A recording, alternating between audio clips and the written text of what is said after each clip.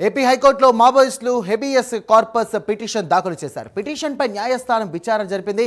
ఇక మావోయిస్టులు దేవ్జీ మల్లా రాజురెడ్డిని కూడా కోర్టులో హాజరుపరిచేలా పోలీసులను ఆదేశించాలంటూ పిటిషనర్ హెబియస్ కార్పస్ పిటిషన్ దాఖలు చేశారు. అరెస్టు చేసిన మావోయిస్టులను కూడా మెజిస్ట్రేట్ ఎదుట హాజరుపరిచామని పోలీసులు వివరణ ఇచ్చారు.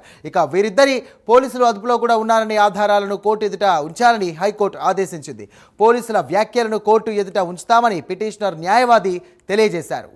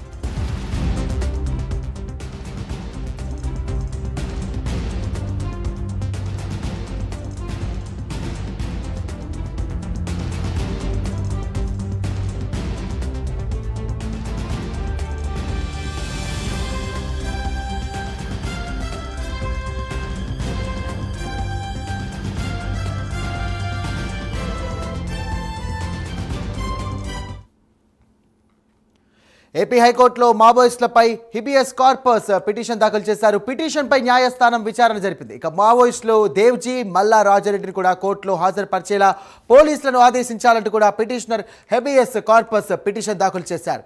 అరెస్ట్ చేసిన మావోయిస్టులను కూడా మెజిస్ట్రేట్ ఎదుట హాజరుపరిచామని పోలీసులు వివరణ ఇచ్చారు. ఇక వీరిద్దరు కూడా పోలీసుల అదుపులో ఉన్నారనే ఆధారాలను కూడా కోర్టు ఎదుట ఉంచాలని హైకోర్టు ఆదేశించింది. పోలీసుల వ్యాఖ్యలను కోర్టు ఎదుట ఉంచుతామని కూడా పిటిషనర్ న్యాయవాది తెలియజేశారు. అయితే ఇదే అంశానికి సంబంధించి మరిన్ని డీటెయిల్స్ అందించడానికి మా కరెస్పాండెంట్ చంద్రశేఖర్ సిద్ధంగా ఉన్నారు. చంద్రశేఖర్, చెప్పండి. రైట్ సాయిరామ్, చూసుకుంటే 3 రోజుల క్రితం జరిగినటువంటి ఏదైతే అల్లూరు జిల్లాలో జరిగినటువంటి మావోయిస్టుల కాల్పుల ఘటనకు సంబంధించి దాదాపు 13 నుంచి 14 మంది మావోయిస్టులంతా కూడా మృతి చెందినటువంటి పరిస్థితి కనిపించింది. మరికొంతమంది మావోయిస్టులు కూడా పోలీసులు అయితే అదుపులోకి తీసుకుని ఇప్పటికే కోర్టులో హాజరుపరిచారు. అయితే ముఖ్యంగా చూసుకుంటే మావోయిస్టులకు సంబంధించినటువంటి కీలక నేతలు ఒకరు దేవ్జీ, మరొకరు మల్లా రాజిరెడ్డి, వీళ్ళిద్దరిని కూడా కోర్టులో హాజరుపరచాలంటూ కూడా హెబియస్ కార్పస్కి సంబంధించినటువంటి ఒక పిటిషన్ అయితే హైకోర్టులో దాఖలైంది.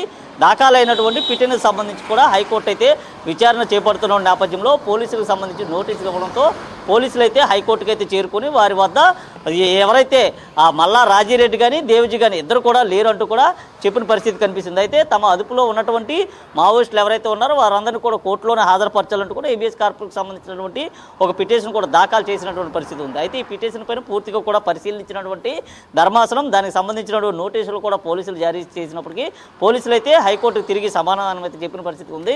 ముఖ్యంగా చూసుకుంటే వీరిద్దరు కూడా తమ వద్ద లేరంటూ కూడా తేల్చి చెప్పేసినటువంటి పరిస్థితి ఉంది. అయితే దీనిపైన మరలా కూడా పిటిషనర్ హెబియస్ కార్పస్ అయితే మరలా కూడా వేసినటువంటి పరిస్థితి ఉంది. ముఖ్యంగా చూసుకుంటే పోలీసుల అదుపులోనే ఇద్దరు కూడా మావోయిస్టులు ఉన్నారు. వీరిద్దరిని కూడా కాల్చి చెప్పేందుకు పోలీసులు అయితే ప్రయత్నాలు చేస్తున్నారు. ముఖ్యంగా చూసుకుంటే ఎన్కౌంటర్ చేసిన తర్వాత పూర్తిగా కూడా వారిద్దరిని అయితే చూపించేటటువంటి పరిస్థితి ఉందంటూ కూడా వారైతే విషయాన్ని అయితే హైకోర్టులో లేవనెత్తినటువంటి నేపథ్యంలో దీనికి సంబంధించినటువంటి తగిన సాక్ష్యాధారాలు ఏవైతే ఉన్నాయో ఆ సాక్ష్యాధారాలను కూడా తీసుకురావాలంటూ కోర్టు అయితే చెప్పినటువంటి పరిస్థితి ఉంది. ఈ నేపథ్యంలో శుక్రవారాన్ని కూడా వాయిదా వేశారు. ముఖ్యంగా చూసుకుంటే ఏదైతే పోలీసుల అదుపులో ఇద్దరు కూడా మావోలు లేరంటూ కూడా పోలీసులు చెప్తున్నప్పటికీ వారి వద్ద ఇద్దరు మావోయిస్టులు కూడా ఉన్నారంటూ కూడా హెబియస్ కార్పొరేషన్ సంబంధించినటువంటి ఎవరైతే పిటిషనర్ ఉన్నారో ఈ పిటిషనర్ అయితే వాదించడం జరిగింది. అలాగే దీనికి సంబంధించి మీడియా ముఖంగా కూడా ఆయన అయితే చెప్పిన పరిస్థితి కనిపించింది. తమ వద్ద పూర్తిగా ఆధారాలు ఉన్నాయని, వారిద్దరు కూడా పోలీసుల అదుపులోనే ఉన్నారని, ప్రస్తుతానికి పోలీసులు వారిని ఎక్కడో బయటికి కనపడనివ్వకుండా బయట ప్రపంచాన్ని తెలియకుండా దాచిపెట్టారంటూ కూడా చెప్పిన పరిస్థితి ఉంది. ఈ నేపథ్యంలో దీనికి సంబంధించి ఇదే అంశాన్ని మరోమారు కూడా హైకోర్టు ముందైతే లేవనెత్తినటువంటి పరిస్థితి ఉంది. అయితే తమ వద్ద ఉన్నటువంటి సాక్ష్యాధారాలు ఏవైతే ఉన్నాయో సాక్ష్యాధారాలతో మీడియాలో చెప్పినటువంటి అంశాలు ఏవైతే ఉన్నాయో అంశాలకు అనుగుణంగా కూడా తీసుకొని రావాలి, కోర్టు ముందు పెట్టాలంటూ కూడా పెట్టిన తర్వాత పోలీసులకి ఆర్డర్ జారీ చేస్తామంటూ కూడా హైకోర్టు అయితే చెప్పినటువంటి పరిస్థితి కనిపిస్తుంది. నేపథ్యంలో శుక్రవారానికి అయితే తీర్పును వాయిదా చేసినటువంటి పరిస్థితి ఉంది sir. Right, thank you Chandrasekhar.